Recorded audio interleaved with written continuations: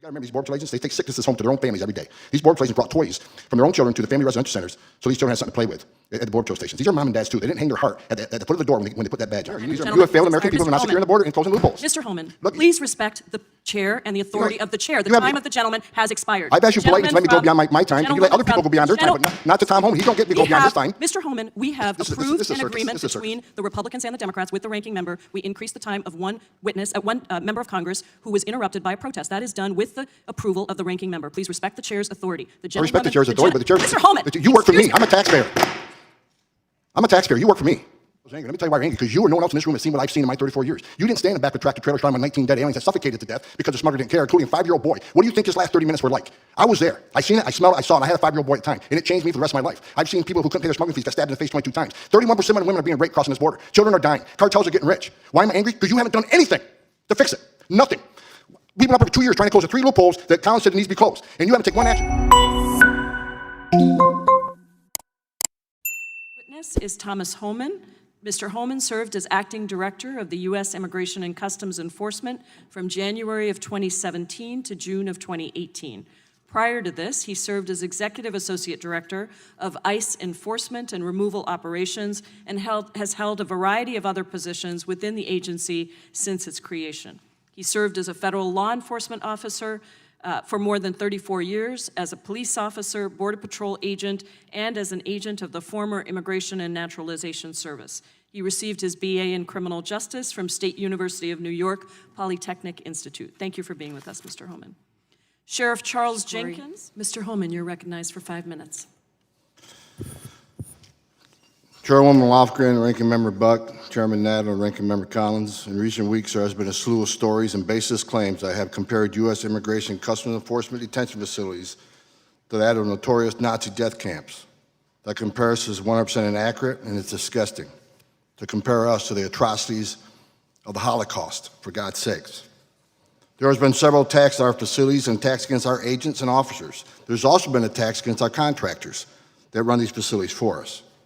After more than 3 decades of enforcing immigration law, I can assure you that if we do not have the ability to detain those that illegally enter our country until they see a judge and plead their case, we will never solve the immigration crisis on the border. Here are a few facts you need to know that I think America would be shocked at. 72% of everybody in ICE custody are in custody because Congress mandates it. So before you shut down immigration detention, you need to look at the law. Nearly 9 out of 10 people ICE arrest have a criminal history or pending criminal charges. They're public safety threats. Our contract facilities have the highest detention standards in the industry. Fact. There's not another state or federal facility has the detention standards we have. Go to ice.gov, look up PBN DS11. I think a lot of taxpayers will be insulted on the amount of money we spend at such a high standards. Highest standards in the industry, best facilities in the world.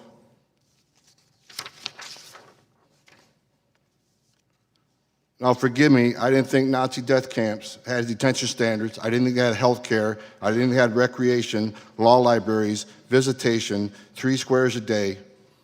It's just an insulting comparison. Well, I really don't think this hearing is about ICE detention. I think this is my 3rd hearing since retirement. I've been asked, why do I put myself through this, to come up here and get, and be insulted like I have the last 2 hearings, because I love the men and women of ICE and Border Patrol. I know it's like to wear that uniform and stand in that line, and I will defend the men and women of Border Patrol and ICE to the day I die. This hearing is just another grandstanding political theater to attack our president and this administration and the men and women who serve in this administration. I talked about the attacks on our ICE facility. We had shots fired at a facility in San Antonio, barely missing an agent, almost killing him. We had a detention facility that was attempted to be burned down with 1,400 people in it, 1,300 which are immigrants waiting for the detention hearing. I didn't hear one thing from the Democratic leadership about those issues. I've heard a Speaker of the House, Nancy Pelosi, make the comment that ICE agents terrorize innocent immigrant communities. ICE doesn't arrest innocent immigrants. ICE arrests people who are here in violation of federal law, the law that you enacted. They enforce the law. But there's people in Congress that call for the abolishment of ICE because they don't like what ICE does. ICE is merely enforcing laws you enact. If you don't like it, change the law. You're the legislator. But don't vilify the men and women of ICE and the Border Patrol. Nancy Pelosi said yesterday, the president's not above the law, but she thinks illegal aliens who have a final order issued by federal judges above the law because when the president announced a national operation to seek those out who had due process and been order removed, she thought that was a terrible thing to do. She went on national TV and talked about how to evade ICE officers, how to not open the doors. So apparently they're above the law because when a federal judge issues a final order after a due process, it means nothing.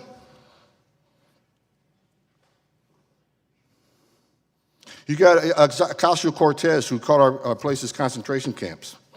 You got Congressman Yvette Clarke, who stood in front of an ICE building in New York City and called us the Gestapo. You got Congressman Escobar, whose name flag is over there, but she's not here. She had a press the other day, 2 weeks ago. She compared ICE agents to monsters under children's beds. And we wonder why ICE agents are being attacked and our facilities being shot at and being burned down. We wonder why spouses and children of Border Patrol agents are bullied in schools and churches. Last hearing, I was called a racist and a bigot because I enforced the laws that you enacted. If I'm a racist and bigot for enforcing the laws that you enacted, what's that make you? You wrote the law. But rather than changing the law and making sense of the law, it's easier to call for the abolishment of federal law enforcement agency. The men and women of ICE and Border Patrol are national heroes. They're American patriots by the very fact they put a gun on their hip every day and wear a Kevlar vest. That is their tools of the trade. They put their lives on the line for this country every day. They deserve better than these attacks from our congressional representatives. I buried many Border Patrol agents, and I buried ICE agents. And those kind of attacks dishonor their memory, it dishonors their family. This world's upside down when the people who knowingly violate the laws are the victims, and those who enforce the laws are the bad guys. I'm here to answer your questions. I hope this is a meaningful discussion. I doubt any legislation will come out of this because it's yet another hearing on political theater against our president. Thank you, Mr. Homan. The gentleman from Arizona, Mr. Biggs. Thank you, Madam Chair. And I will just say that this hearing's meant to be on the expansion of ICE facility and ICE detentions. And so I want to just talk about some of the things that actually happen in ICE detention, at least in one facility. They've awarded 2,779 GEDs and high school equivalency degrees, awarded 9,131 vocational training certifications, and it awarded 8,842 substance abuse treatment program completions in the 2018 time period. That's remarkable by any standards, And but we're not spending our time talking about any of this today. We've had some testimony. I want to say thank you, Mr. Homan, Sheriff Jenkins, for being here. I thought your testimony was compelling as well. And I have to say this, and I'm going to bring it up, and I'm not trying to offend. I just want to talk about facts. The DACA program is not a change of status from illegal to legal. What it is deferment of action, which provides you a temporary status to be in this country legally. So that works out that way. But DACA is very clear. You can't leave the United States without prior authorization. To do so is a violation of DACA and in turn actually has the potential to actually change your status. And so I'm sorry you were detained, but that's the law. I mean, this is a rule of law country. That's what makes America different. That's what protects and preserves Americans' freedom throughout the world, is the rule of law in and of itself. Mr. Davidoff, I'm glad you got asylum. I'm okay with that. But you said in your testimony, your written statement, I came on a tourist visa with intention to stay in the U.S. Guess what that is? That's a violation of law. And then you waited until after that visa expired and applied for asylum. Guess what that is? That's a violation of law. That's what it says in your statement. That's what you said today. So even though you're granted asylum, it's unusual, I think, to say I can break the laws of this country twice, but I want asylum to be here. I'm not fine with you being here, But the point is, you violated the law twice. The testimony and the evidence is clear and the data is clear. 9 out of 10 people that are in ICE custody have some kind of criminal background. That's why they're there. ICE is out there, but they're criticized. We have people saying, let's defund ICE. We have people on this panel today say, let's reduce the funding for ICE. ICE is under tremendous pressure because someone mentioned the astonishing growth in ICE detentions. Well, you know what caused that? How about 148,000 people rushing the border in 1 month in this country? 1 month on the southern border. I live in a border state. I grew up in southern Arizona. I've been down to border, and I've visited facilities a half a dozen times, I believe it is, this year. I've spent weeks literally on the border, accumulated this year, and in ICE detention facilities and other holding facilities. I know what goes on. So when you say go down and visit them, I'm there, I see it. I talk to people almost every day, whether they're ranchers or how about this one? How about the Steve Ronnebeck family? Explain to him, Grant, killed by an illegal alien, shot point blank. Man was deported twice. Marianne Mendoza, who lost her son Brandon, killed by an illegal alien. We don't hear about that. How about this? We're talking about 287G, Sheriff Jenkins. How about this? You got Santa Clara County, California. Guess what? Guess what we just have here? What you have is on Monday, ICE captured a violent criminal and convicted rapist who was a fugitive for 1.5 years. The reason he was a fugitive is because Santa Clara County refused to honor an ICE detainer in February of 2018. Even though he was arrested, why was he arrested? For not registering as a sex offender. These programs put Americans in jeopardy. Mr. Homan, is there anything you'd like to respond to what you've heard today? Yeah, I'd like to respond to Acting Chairman J. Paul and your comment about the Trump administration moving money around for more detention beds. I'd like to remind you, under the Obama administration, we did that most of the years he was president. We moved money around. DHS is called reprogramming. We did that under the Obama administration. I don't remember any hearings on that. And also, I'd like to remind you that under the Obama administration, I mean, you're quick to point out that the cages were built under Obama administration. I was there. Family detention, we had 100 family beds under Obama administration. We built 3,000 more.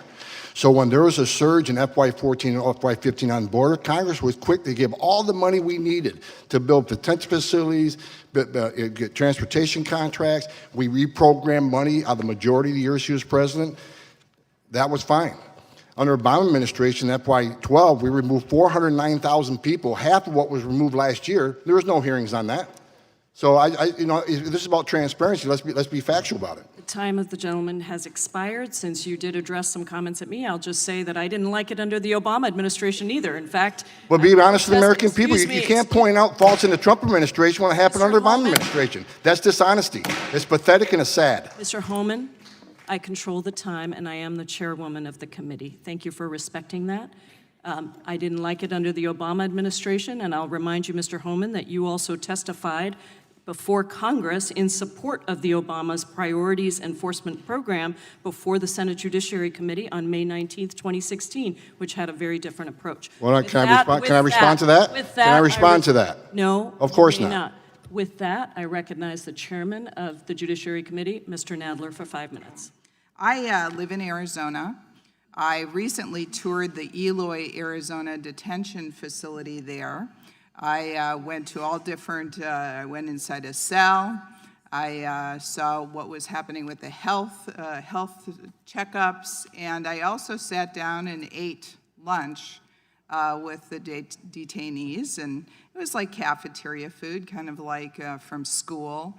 And I have to tell you, I didn't see all these egregious things that have happened, and so obviously, if there are bad things happening, we need to correct them. And so, Mr.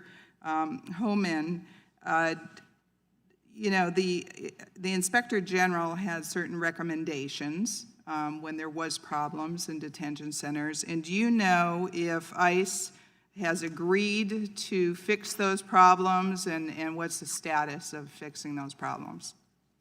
Yeah, when the Inspector General has a finding, ICE has a certain amount of days to correct that finding, return the report to the IG. So yeah, there's instances where there's failures. But we got to remember, you can point out 6, 7 cases here all day, but 400,000 people come through our system a year.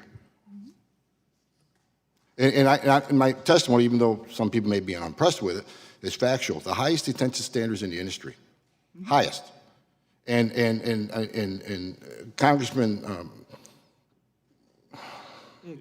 yeah, made a statement earlier about how many people got GEDs, but no one here is talking about how many lives we saved in immigration detention. Many times, we're the first doctors these people see. They come to us in bad shape after that terrible journey.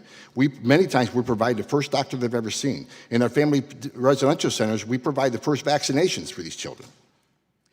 Well, And as far as the criminals that have no impact on the criminal, removing 127,000 criminal aliens from the United States certainly has an impact on less crime in the United States. And as far as illegal aliens committing less crimes, I don't know. I know the Cato study everybody wants to refer to is a flawed study because it wasn't based on data. It wasn't based on state and local arrests, which most crimes are state and local arrests. Here's the question that needs to be answered. How many crimes could have been prevented if the illegal alien wasn't here? If we had true border security, we could prevent a lot of crimes from happening. So it ain't who commits more. It's that this series of crimes was certainly preventable if we secure our border. Well, and thank you. And so, I basically want to say, the facilities I've been to, they were all clean, well-maintained. I want to thank Mr. Homan for his testimony today and the sheriff for coming here today. I would yield the remainder of my time to Mr. Homan. You were cut off earlier, and you weren't able to respond to a question that the chairwoman gave to you, so you have 2 minutes to respond to that question. Well, said I supported President Obama's policies. I supported many of his policies. But we got to remember, I was a career law enforcement officer. My job is to execute a mission within the framework provided me. So when the White House and the Department of Homeland Security issues a priority, my job isn't to question it. My job is to execute it, like I'm executing a mission on this president. And President Obama gave me a Presidential Rank Award, highest award available to civilian, because I think I did my job pretty good. I think we saved many, many lives in ICE. And a couple of things I agree with him on, the priority enforcement program. It was the only game in town. We were locked out of jail, so the priority enforcement program get us access to jail, so at least we get the felons. That was better than nothing. And Secretary Jay Johnson, who I respect greatly, gave me a seat at the table, and we talked about all the executive actions. He gave me a seat at the table and says, here's what we're proposing, what are your thoughts on it? He gave me input. Now, I didn't win most of those arguments, and Secretary Jay Johnson was sitting here. He would tell you we disagreed on a lot of things. But I was grateful that the administration gave me a seat at the table, to at least so I could hear things that were coming. So Obama administration wasn't all bad. He gave us unlimited money, unlike you're fighting today, give us the detention facilities we need. Give us the policies we need. Family detention, 100 beds. They give us 3,000 more. So yeah, President Obama, I agree with a lot of things he did. I didn't agree with everything. I didn't agree with most, but I agree with a lot of what he's done. So but when I became the ICE director, I came back from retirement because this president, President Trump, had it right across the board. From day one, from his speech in Arizona, he was right on the money every step of the way. Sir, I thank you for your comments because ICE agents and Border Patrol agents are national heroes. They're American patriots. They lead the safety and security of their home every day to defend this nation. So thank you for those comments. We got to remember these Border Patrol agents, they take sicknesses home to their own families every day. These Border Patrol agents brought toys from their own children to the family residential centers so these children had something to play with at the Border Patrol stations. These are mom and dads too. They didn't hang their heart at the foot of the door when they put that badge on. These are American patriots and need to be honored rather than vilified by many members of Congress. Thank you. The time of the gentleman has expired. Ma'am, everybody else went over 5 minutes. Excuse me, I got one more minute? One more minute, please? I'm sorry, Mr. Homan, the time of the gentleman has expired. I understand. And Mr. Homan, I want to give you some time, but I do want to ask one quick question, and I want to make one quick statement. I find it very offensive that anybody would compare any federal employee, frankly, to someone who, the Gestapo or running Nazi concentration camps. That is very offensive. I have 15 seconds and I yield it to you. Thank you for saying that. I wish somebody in Democratic leadership would say that out loud. Look, You want to know why there's 50,000 people in detention? You want to know why we have 1 million illegal entries in the United States? You want to know why we have these issues? Because you have failed to secure the border. You have failed to work with this president to close the 3 loopholes we've asked for 2 years to close. So if you want to know why this issue exists, you need to look in the mirror. You have failed American people for not securing the border and closing loopholes. Mr. Homan, Look, please respect the chair and the authority of the chair. The time of the gentleman has expired. I've asked you politely to let me go beyond my time, and you let other people go beyond their time, but not to Tom Homan. He don't get me go beyond his time. Mr. Homan, we have approved an agreement between the Republicans and the Democrats with the ranking member. We increased the time of one member of Congress who was interrupted by a protest. That is done with the approval of the ranking member. Please respect the chair's authority. I respect the chair's authority, but the chair... Mr. Homan! You work for me. I'm a taxpayer. I'm a taxpayer. You work for me. The witness will suspend. Chooses not to. With that, Ms. Homan, again, been one of them days you've sort of not had time. I appreciate it. First of all, I think everybody needs to be reminded, entering this country illegally is a crime. There's no prerequisite. You got to commit yet another crime to enforce the law. That's the law you enacted. A young lady over here mentioned 26 deaths in ICE custody. Wrong. That number's 9, and 1's too many. But out of the majority of those 9 deaths, which is the lowest of any federal and state facility, most of them died within days of detention. It wasn't ICE's fault. They came in ICE's custody in bad condition. So, and the year before that, majority more heart attacks. I don't know how heart attacks happen across this country every day. I don't know how you prevent that. So 9, not 26. And finally, I'll say this, sir. Your comment about me wanting to assault a lawmaker. Let me explain myself to that. Probably not the right thing to say, but I was angry. Let me tell you why you're angry. Because you or no one else in this room has seen what I've seen in my 34 years. You didn't stand in the back of a tractor-trailer surrounded by 19 dead aliens that suffocated to death because the smuggler didn't care, including a 5-year-old boy. What do you think his last 30 minutes were like? I was there. I seen it, I smelled it, I saw it, and I had a 5-year-old boy at the time, and it changed me for the rest of my life. I've seen people who couldn't pay their smuggling fees get stabbed in the face 22 times. 31% of the women are being raped crossing this border. Children are dying. Cartels are getting rich. Why am I angry? Because you haven't done anything to fix it. Nothing. We've been up here for 2 years trying to close the 3 loopholes that Collins said needs to be closed. And you haven't taken one action. But if there's a policy or initiative that's going to cause an illegal alien to be arrested or be detained or be removed, we're going to have a hearing within days. Within days. But I'm still waiting on a hearing on sanctuary cities because these people's lives have been changed forever. Where's the hearing on sanctuary cities? Where's the hearings? Where's the hearing on the asylum abuse? Where's the hearing on the TV PRA so we treat children from Central America better? That's why I'm angry, sir. I know you're not paying attention, but that's why I'm angry, because you have not seen what I've seen, and it affected me in my life. I spent my career trying to save lives. And when I see what's going on the southern border right now, and you're ignoring it for political reasons, why not have a hearing on that? Why not fix the problem and close the loopholes? Why not? There's no downside in securing our border. There's no downside in illegal immigration being decreased. There's no downside unless drugs come to this country. Opioids, ICE knows opioids kill every man, woman, child 3 times. There's no downside in taking money out of the cartel's hands. None. I yield back. Thank you. And with that, we do conclude today's hearing.